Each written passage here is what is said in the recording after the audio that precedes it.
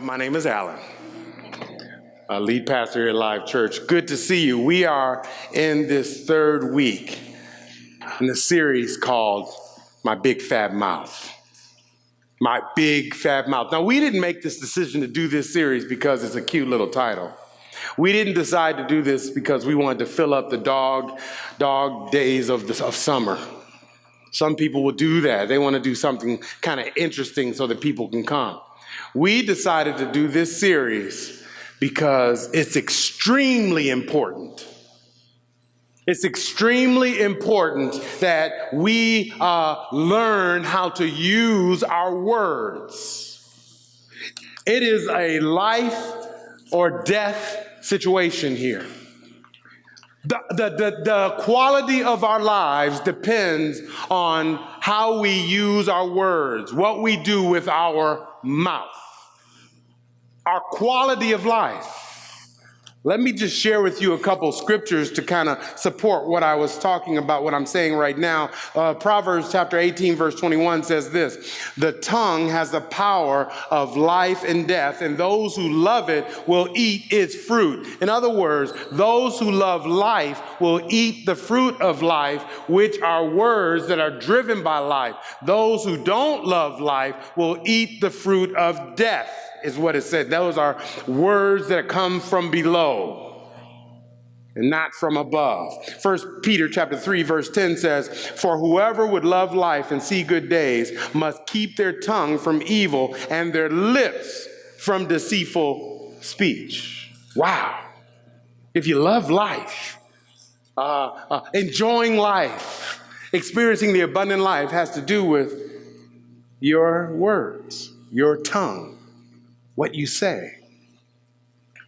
Jesus says in Matthew chapter 12, verse 36 and 37, he says, but I tell you that everyone will have to give account on the day of judgment for every empty word they have spoken. For by your words you will be acquitted, and by your words you will be condemned. Wow. James 3 says that, we really can't control this thing. This is what he says in the letter from James, but no human being can tame the tongue. It is a restless evil, full of deadly poison. No human being, so we need some type of help from above. I want you to think about this statement, and I want it to just speak to your heart, and this is it. The quality of our relationships, our employment, our parenting, our church relationships, and ultimately our relationship with God depend on our words. You need to see this. You need to think about this, that the quality of all of our relationships will depend on our words. I wanted to do this series not just because I felt that you at Life Church had a problem with words. No, I wanted to do that because I feel like I do too. And it's been challenging me. So if it is true that what I'm saying, if the quality of our life depends on what we say, then it's incumbent upon us to lean in. It's incumbent upon us to open our ears to the application points. It's incumbent on us to take what the word is saying to us today and apply it. If it's that important, then we need to be about it. We need to, again, change the way we speak. And so before I get into today's talk, I want to pray, and there are a couple of things I want to pray for. So let's pray. Father, I thank you again for giving me an opportunity to be here and to dedicate children to you. I thank you for that, Father. Father, I also pray right now for the families that died in that boating accident. Oh God, I don't know what to say. But God, I ask for your mercy and your grace and this outpouring of your grace. I understand that we as human beings are in a war and there are casualties. But I'm still praying, Father, that you would just bring some glory out of this somehow. Cause our country to band together, or the families of those victims would band together in love. We need you. We need you from the the White House to the neighborhood. Help us, God. Help us. Father, I pray for what we're talking about today, that you would help us see the severity or the seriousness of this topic, and that we would lean in. And I pray that the words of my mouth and meditation of my heart will be acceptable in your sight, my God, my peace, my fortress, my refuge, my redeemer. In Jesus' name, amen. So we're talking about words, but today we're going to talk about something that most of us think we have a handle on. Most of us think that we're good, and that is lying. Yeah, okay. We really believe that, and because that we believe that, we don't confront it. And we often think of lying in terms of big, deep lies. But lying is so important to God. There was one study by University of Massachusetts that I heard ministers talk about this study, so I wanted to check it out myself and check out what this study said about lying. It says this, check this out. He says 60% of people lied at least once during a 10-minute conversation, telling an average of 2 to 3 lies per 10 minutes. With that said, I have like 2 minutes left in this sermon.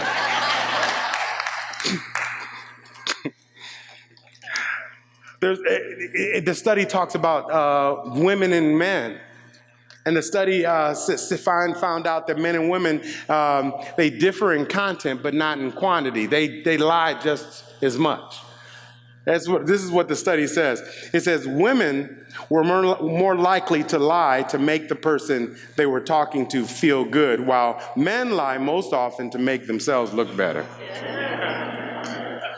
Isn't that the truth? Man, we will lie because we want to feel good about ourselves. Women will lie, I don't want you to be hurt. We shouldn't be. No, but the truth is, we all are lying. And you may say, well, I'm not a part of that 60%. Well, I have some typical lies. I'm just going to share 10 of them. I could have done about 30, but I got typical lies for you, okay? The first one is this: I'm fine. How many times have someone said to you, how are you doing? And you're like, I'm fine.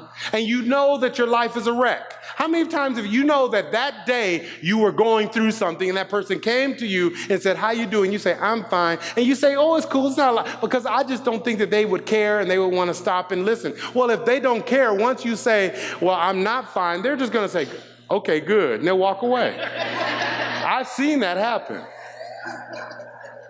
I'm fine. That's a lie that how about I'm 5 minutes away?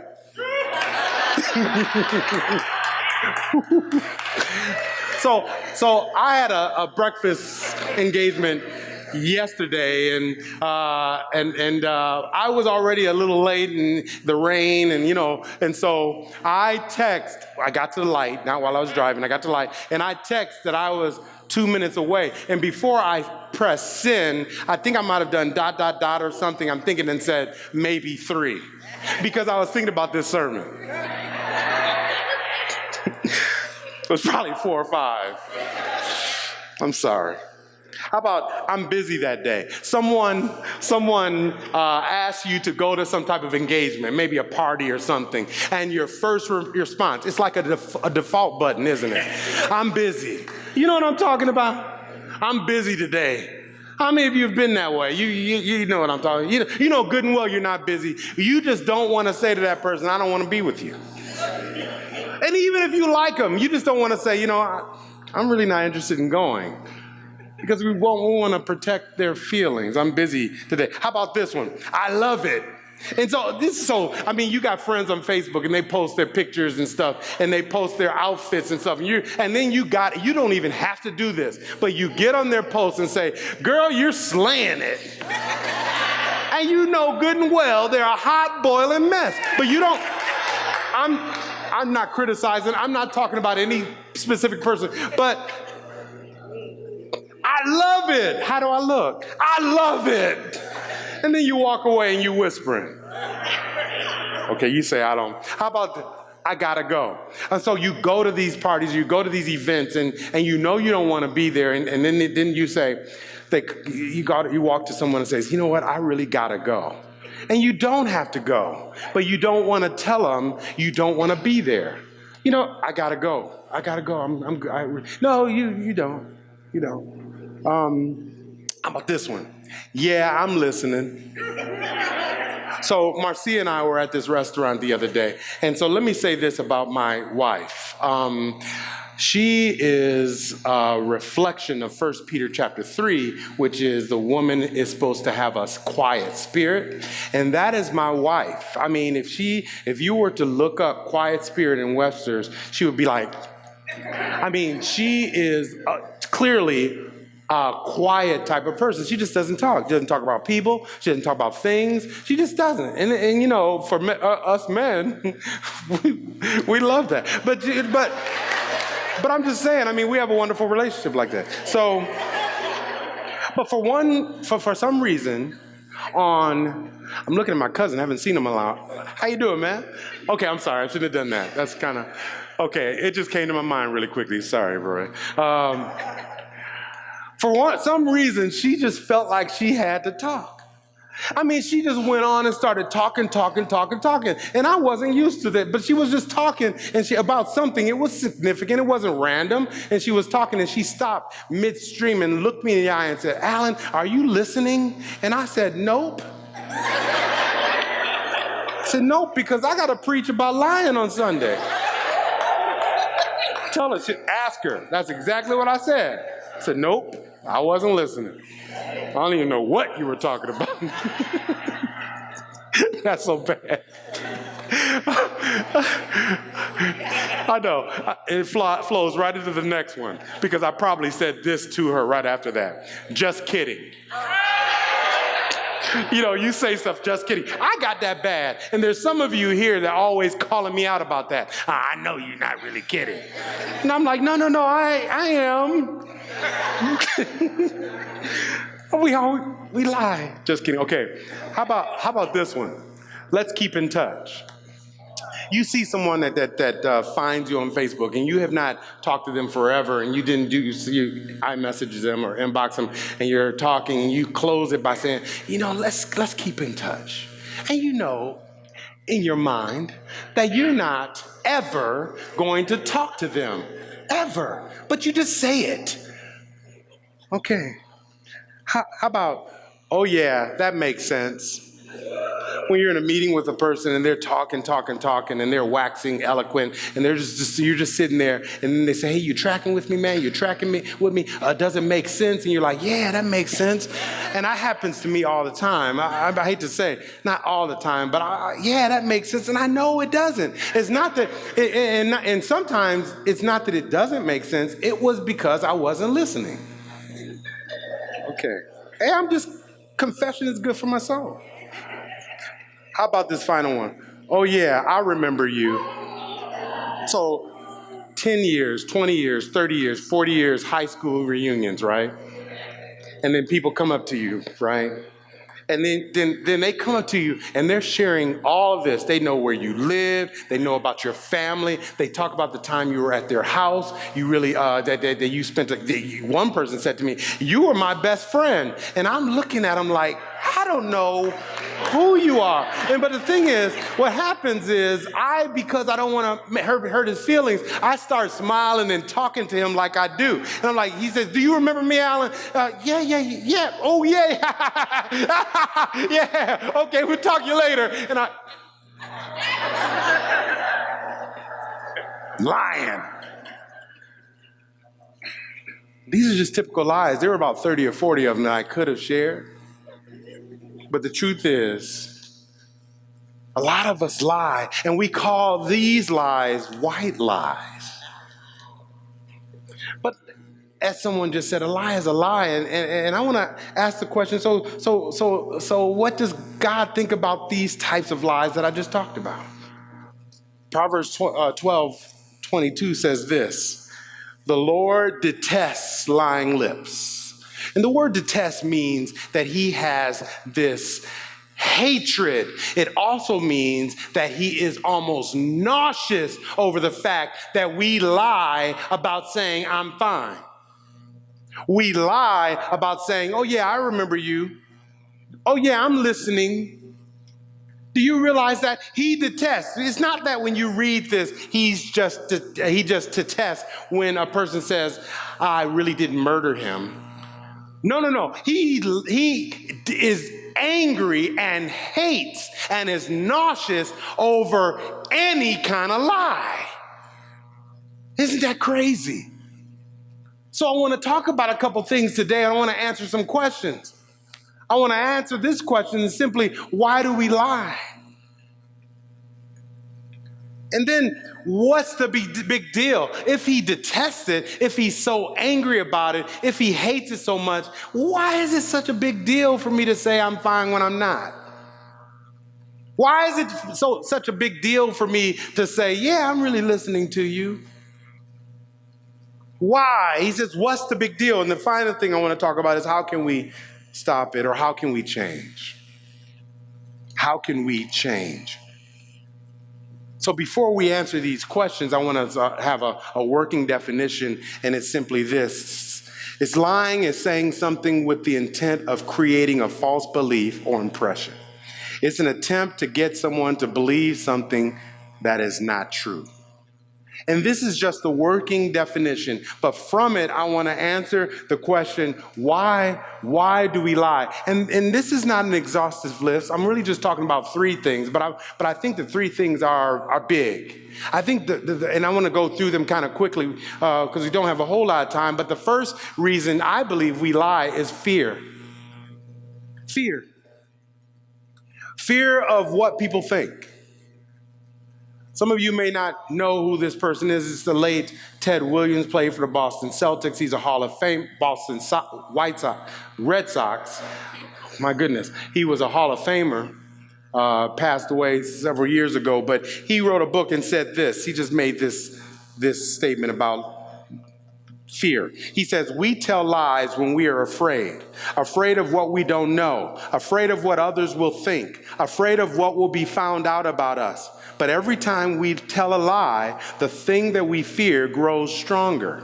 And he's so right. He says, so we tell lies about just silly things. We don't want people to know the truth. We think that the truth will bring some consequence. And because we think that truth will bring some type of negative consequence on us, we start digging in and we get more and more afraid of telling the truth. And then we become emboldened. We're afraid of what other people will think about us, or we're afraid of being found out. And because of that fear, we get more and more emboldened. We'll lie and lie again. And then that lying will become addictive. I don't know if you know people like that, because lying works for them. And they've done it so much that it becomes like a habit where they will lie even when they don't have to. Not that they should at any point, but it's like it seems you're looking at them in their face and saying, man, you didn't even have to bring that up. I mean, why did you even bring that up? Why did you even say that? For what?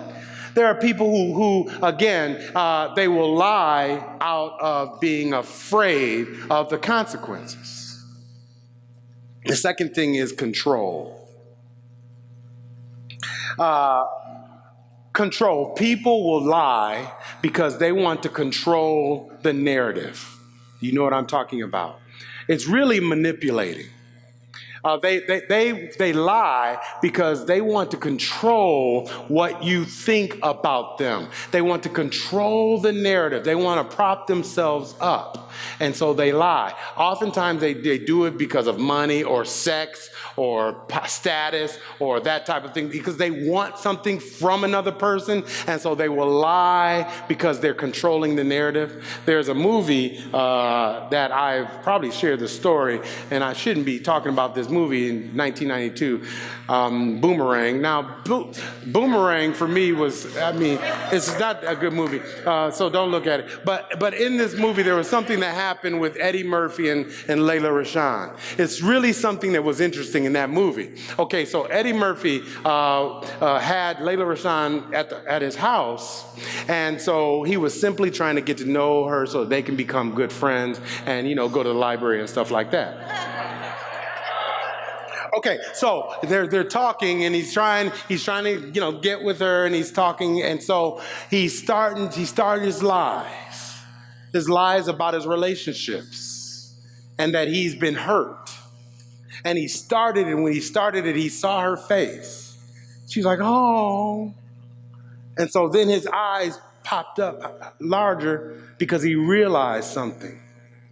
Got him! He realized that he had her. And so he continued. He says, yeah, I got hurt on my wedding day. My wife cheated on me. Oh. With the priest. Oh, next thing you know, he had what he wanted. But what I remember when I saw that is how he controlled that narrative to get what he wanted.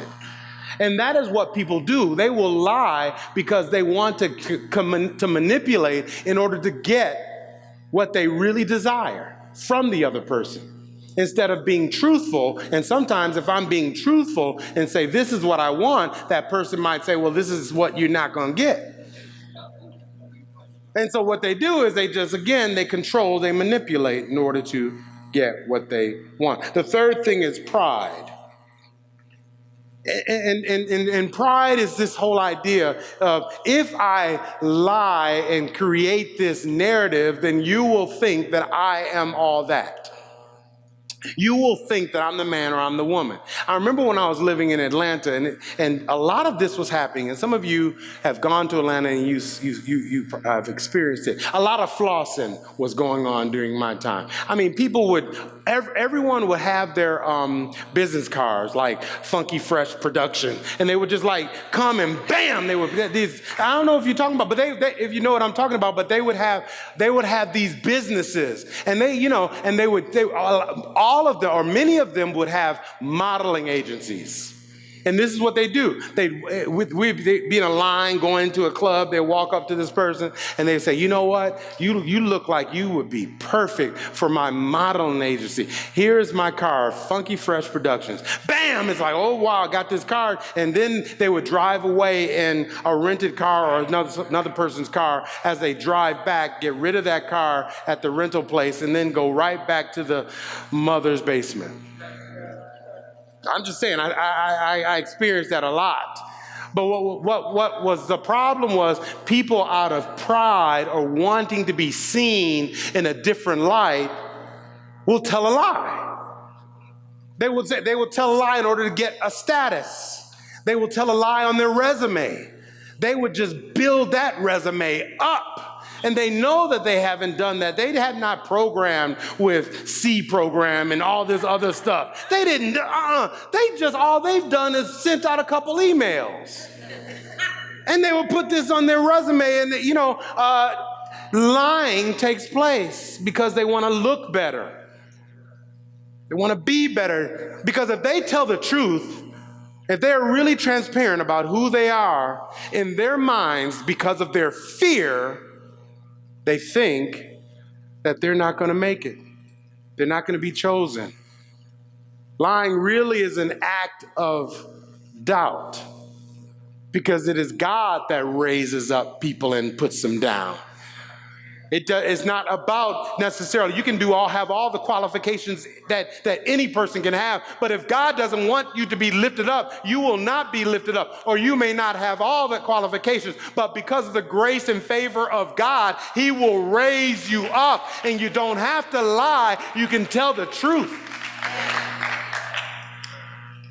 These are just the simple reasons: fearing of being found out, or control, wanting to control the narrative to make people look at you in different lights, as well as pride. But I have to ask the question as I continue in this talk, and that is, what's the big deal? I mean, what is really the big deal about this whole lying thing?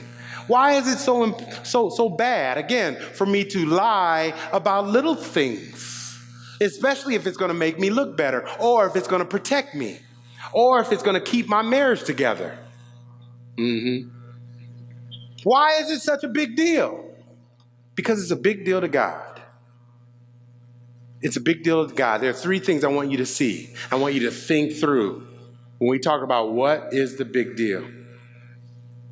One thing is, lying is Satan's native tongue.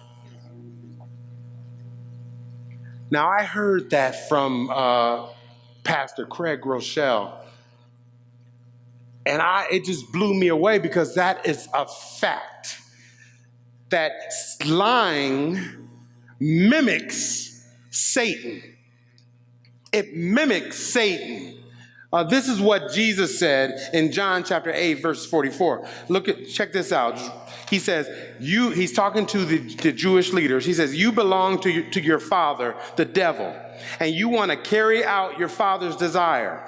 He was a murderer from the beginning, not holding to the truth, for there is no truth in him. When he lies, he speaks his native language, for he is a liar and the father of lies.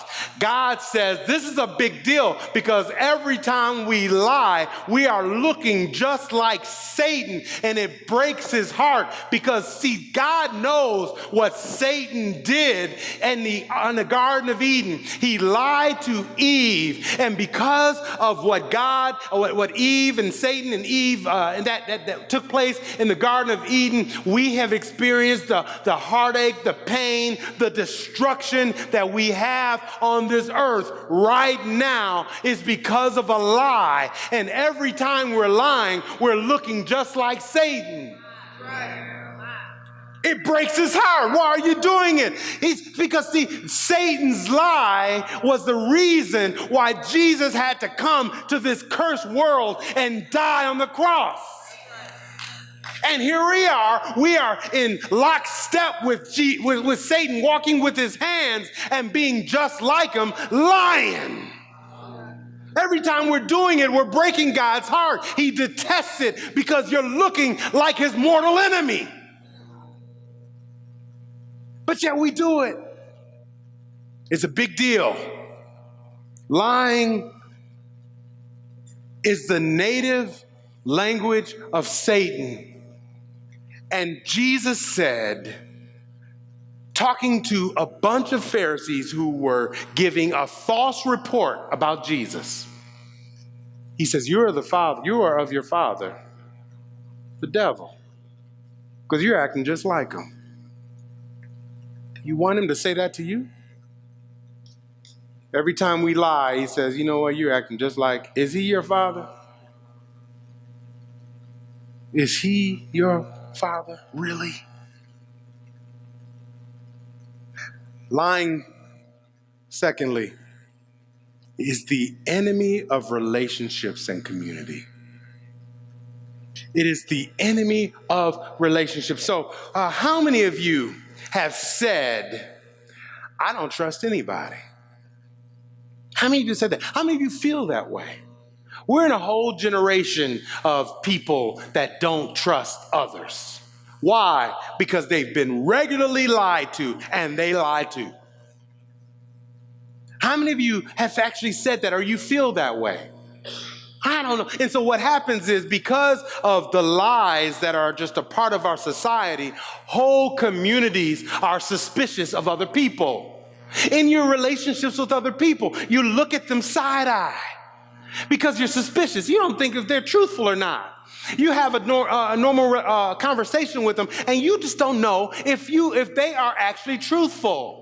And then you too are covering yourself up because you don't want them to know who you are. And that is the result of what the devil did in the garden. It has broken down public trust. We don't trust anyone. from the White House on down. We don't trust anybody that would say something like, I meant wouldn't, but I should have said would. I shouldn't say, I meant. And you think I'm talking about him, but yeah, I am talking about him, but something else happened. I think it was in 1999. Somebody looked right in the camera, the president of the United States, and said, you look at me and I'm talking right to you. And I want all of you to listen to me. He said, I did not have sexual relations with that woman, Miss Lewinsky, and I need to get back to work. You remember he did that? And then just a few days later, he had a press conference and he said,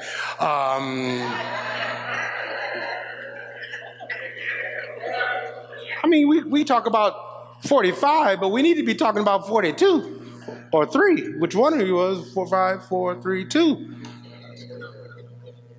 All of them. Even the father, George Bush, looked you in the camera and said, read my lips. No new taxes. Really? He started raising them within months. Lying from the White House on down in his broken public trust. No one believes. No one trusts. And you meet a person and you want to have a relationship with a person and you're looking at them suspiciously. You're just thinking, well, and I'm just going to test him for a long time or her until they get it together. And then you go into marriage because you've been lied to so many times and you bring that baggage of distrust. And then again, you've done your own set of lying. And the devil is the one that started it, and God detests it because he wants a community of people who believe in each other, a community of people who are transparent, who love each other, who will not tear people down out of suspicion. The final thing is that people, that lying is stressful. Not only does it break public trust, not only does it mimic Satan, but it is extremely stressful. And God doesn't want us to experience that kind of stress. But it's not only stressful for you, it's stressful for other people. Because if you are a constant liar, people they relate to you, but they never know if you're telling them the truth. You ever been in that situation? You just don't know are they really telling me the truth? It's extremely stressful. And I'm going to share a story. Now, I passed it by my wife so that she would, allow me to come home. So, but it really relates to what I was very stressful because I'll admit, I was like a serial liar. It was back in my player days. I know. Somebody said, oh, Lord.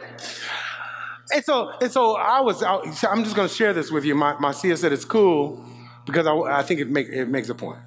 So I was kind of dating someone. She was here and I was living in Atlanta. You already know I was a mess. So I was in Atlanta. She was here. And so for some reason, I don't know how, she found out my voicemail code. And I don't know how. She found out my voicemail code. And so, it had been for years, and I did not even know this. And so I remember I was sneaking. I was in Miami one day, and I was in Miami, and then she called me there, and she was like, how you doing? I said, I'm fine. She says, how's Miami? I was like, I never told you. And I'm thinking, I'm getting a little stressful. I'm like, girl, I'm not in no Miami. I'm coming from my store in Atlanta. I don't know what you're talking about. Miami. Then about 3 or 4 months later, we're just sitting around, just chilling, and she said, who's Kiki? Who? What?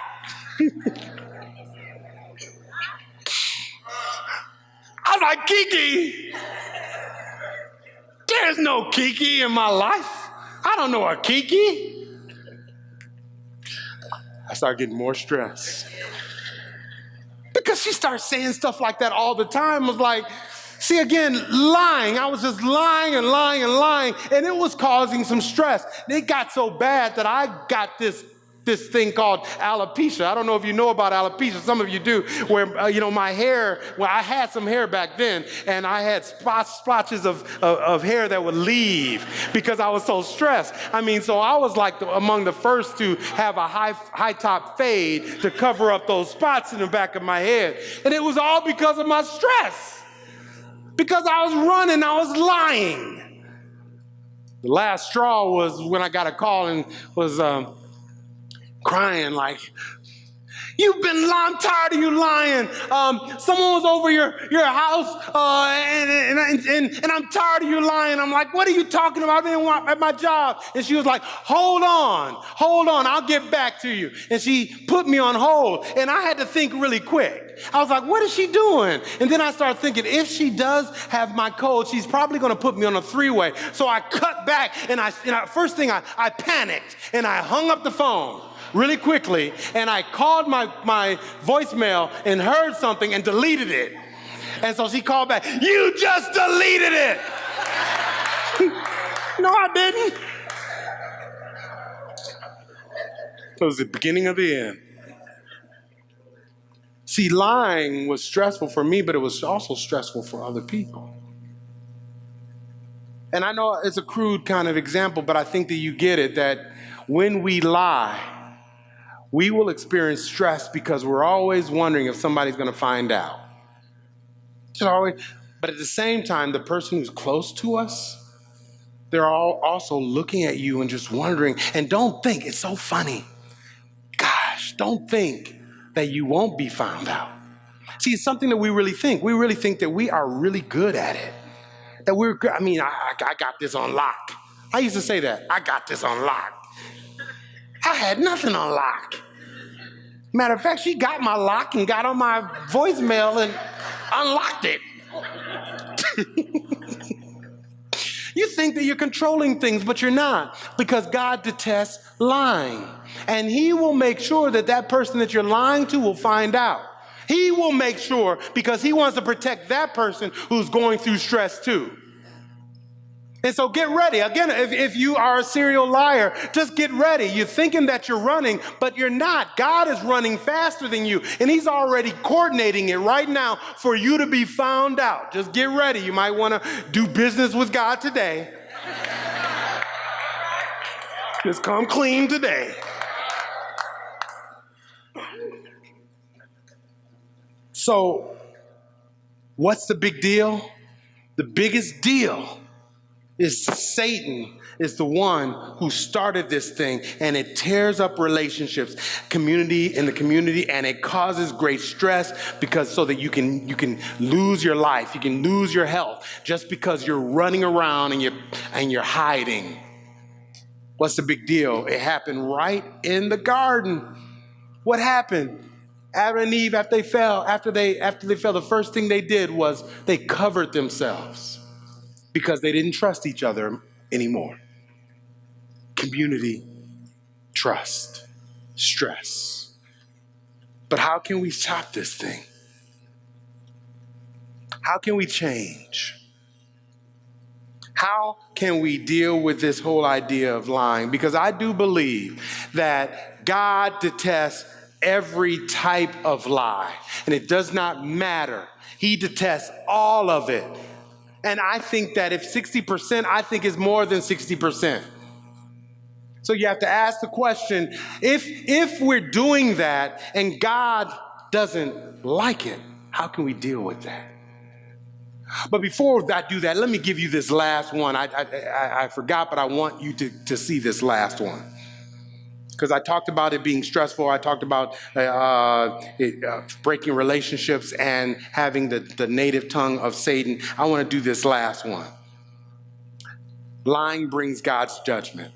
I forgot to say that. I think is the bottom line. Lying brings back God's judgment. Look at Revelation chapter 21, verse 8. Just check this out. He says, but the coward, John, the apostle who wrote this says, but the cowardly, the unbelieving, the vile, the murderers, the sexually immoral, those who practice magic arts, the idolaters, and all liars. They will be consigned to the fiery lake of burning sulfur. This is the second death. All liars. You say, no, I don't think that I am a liar. I lie here and there. But I just have this quick question. If someone stole your television out of your house, what would you call that person? A thief. If a person that you know committed adultery, what would you call them? If you lie, you're liars. That's how God sees it. One time. Small lies. Wouldn't lie. He detests it. So how can we change as I get to this final part? How can I change? I want us to lean in because this part is the application. Because I think that we all struggle with this, and God wants people of truth. How can we change? The first thing is, I think that we need to acknowledge that you're a liar. And this is hard. I'm not saying you, I'm saying we, all of us. I think that we need to acknowledge. That means we need to confess it. We need to say it is true. Just think about it. Don't play with it. I think that this is the one sin that we typically don't get on our knees and ask God to forgive us. I'm talking about those little small things because we think it's just insignificant. It's not even important. No, I think we need to slow it down and say, God, all this time, I've not acknowledged the fact that I have been living a lie. Oftentimes we come around people and we want people to think that we're a certain way, we're spiritual, and we know that we're not. I think that would frighten me or any other pastor is church members who come to church and think that they're Christians and they may not, and they're just lying.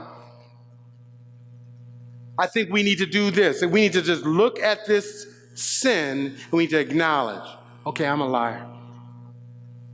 I've lied to my spouse, I've lied with my children, I've lied to my coworkers, I've lied to my church members, I've lied to God. Psalm says this, or Proverbs 28 says this: whoever conceals their sins does not prosper, but the one who confesses and renounces them finds mercy. I think if we're going to change, we need to acknowledge. Acknowledge, confess, especially in the New Testament, 1 John 1:9, it means to speak the same thing that God speaks. If God says it's a lie, don't clean it up. Say, yeah, you're right, God, it's a lie. I confess it to you. It's a lie. The second thing I think we need to think about if we're going to change, the first thing is to acknowledge. The second thing is to accept.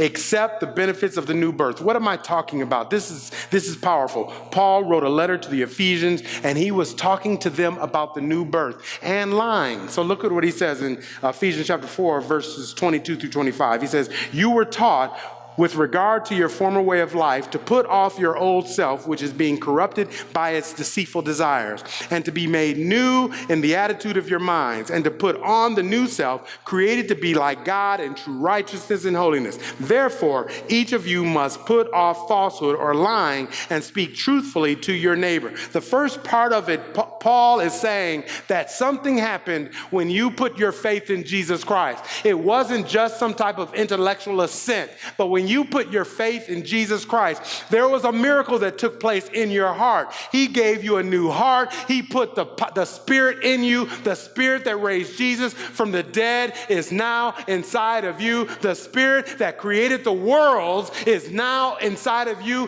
He has made you new. The old things are put off. The new things have come. And since you're new, then if we were to accept the benefits of my new birth, I will stop lying. If I accept, I can make that decision right now because I know that the power of God is inside of me. I can actually look at my words and start speaking the truth. I can start living the truth. I can start being transparent because I have the The power of God, the power of the new birth, the blood of Jesus that forgives me of all of my sins so that I can stop lying. If I can realize the truth of this and accept it and embrace it, your lying will curb because you'll have power. You will have power to stop. And the final thing is a challenge. I'd encourage you to take the honesty challenge. Take the honesty challenge. I'm encouraging you to start practicing telling the truth, even if it hurts. I think God is challenging us, and it's not going to be easy. Because again, oftentimes we want to protect ourselves, and a lot of times it's rooted in our low self-esteem. But God is calling for us to be people of truth. And I'm just encouraging you, I'm challenging you to practice it in your talk. And sometimes you need to say to the next person or the person who's in your life, you might have to say something like, I am so sorry. I'm so sorry for the pain that you might feel if I tell you the truth. But I need to tell the truth. And I know that it's not going to feel good. But, I would like us to work through it. And I'm not talking about anything specific. You would know what to do. But to go to someone and begin to practice it and say, I want to tell you the truth. And say this, I would typically default to telling a lie. But I'm trying to change. And I want to begin to practice being honest. And then, so this is the other thing. The reason why many, especially many men, we don't want to do it because we don't want to take the hits. So y'all can get quiet if you want. I'm not talking about actual hits, but I'm talking relationships here. We don't want a conversation to ensue. Yeah, see, some of y'all know. We want to tell the truth and then no more conversation. We can just go. You know that's true.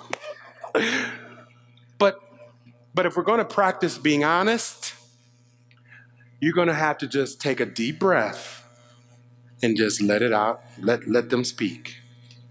Let them talk. And you might have to be honest at some point and say, enough is enough. I need to go and relax. We'll talk later. But, now don't say it enough is enough. That's kind of harsh.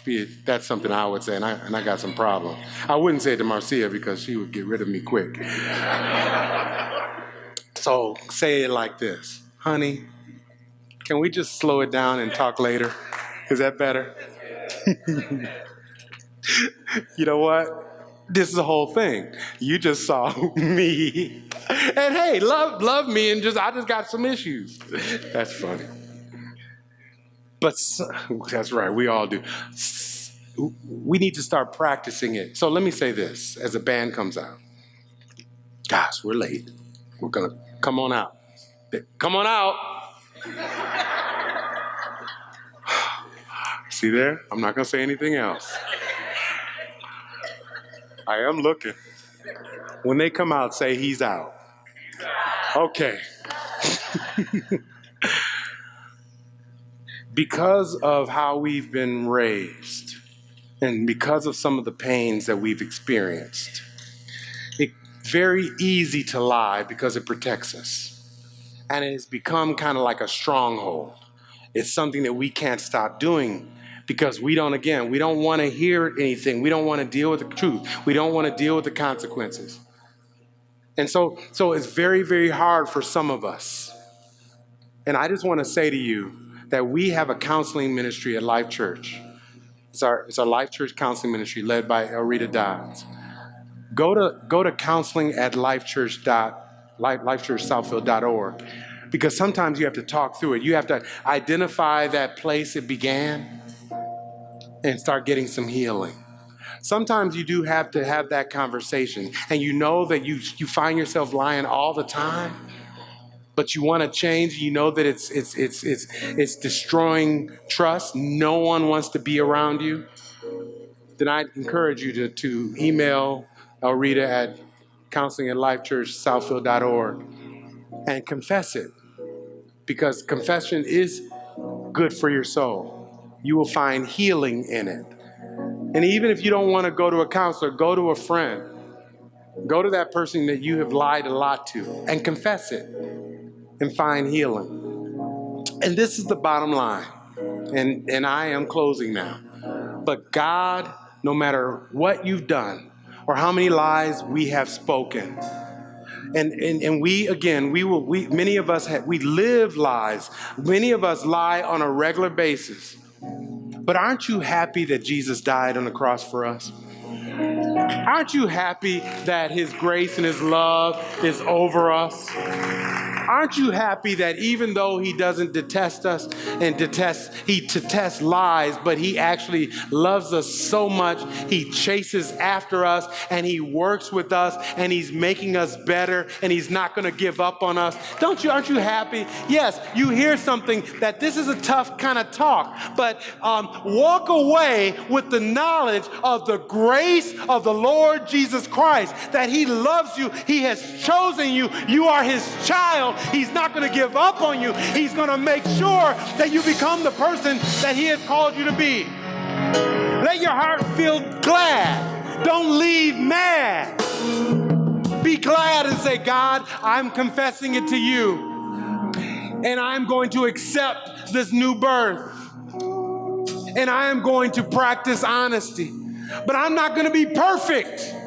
And so we not only are people who are the receptors of grace, we need to be the givers of grace. And so if you're with a person who now is trying to change, don't bring up their past. Just simply say, God loves you. Jesus died on the cross for all of our sins, and accept them and work with them. Can we do that? And if we do that, I think that we will be a church of truth tellers. He wants truth tellers. Bow your heads.